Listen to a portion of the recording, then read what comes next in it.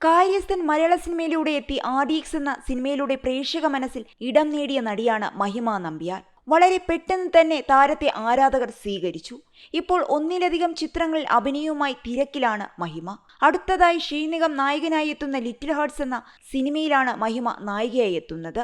ഈയിടെ mile stone മേക്കേഴ്സിന് താരം ഒരു അഭിമുഖം നൽകിയിരുന്നു. 11 വർഷമായി താൻ സിനിമയിലുണ്ടെന്നും ആരാധകരുടെ മനസ്സിൽ തന്റെ ഇടം കണ്ടെത്താൻ വളരെ കാലമെടുത്തുവെന്നും മഹിമ ഇതിൽ പറയുന്നുണ്ട്.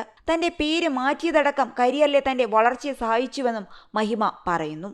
താരം പറഞ്ഞത് ഇങ്ങനെയാണ്: എന്റെ ശരിക്കുള്ള പേര് ഗോപിക എന്നാണ്. ഗോപിക പാലാട് ചിറക്കര വീട്ടിലെന്നാണ് മുഴുവൻ പേര്. ഞാൻ കാര്യസ്ഥനിൽ അഭിനയിക്കുന്ന ടൈമിൽ ഗോപിക എന്ന് തന്നെയായിരുന്നു പേര്. പിന്നെ ആദ്യത്തെ തമിഴ് സിനിമ ചെയ്യുന്ന സമയത്ത് അവർക്ക് ഈ ന്യൂമറോളജിയൊക്കെ നോക്കുന്ന ശീലങ്ങളുണ്ട്.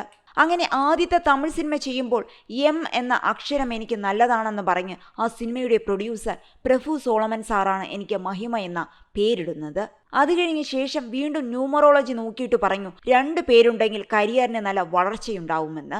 അങ്ങനെ ഒരു പേരൂടെ വെക്കാൻ പറഞ്ഞു. അങ്ങനെയാണ് നമ്പ്യാർ എന്ന പേര് വരുന്നത്. പക്ഷെ 11 വർഷമെടുത്തു. പക്ഷെ അത് ഗുണം ചെയ്തു.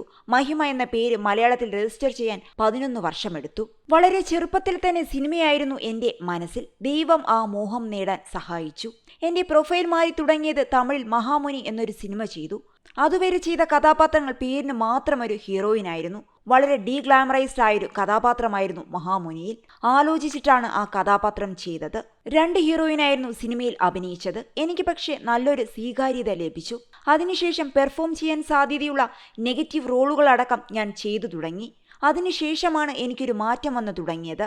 RDXന് ശേഷം ആൾക്കാർക്ക് സ്ക്രീനിൽ എന്നെ കാണാൻ താല്പര്യമുണ്ടെന്ന് തോന്നിയിട്ടുണ്ട്.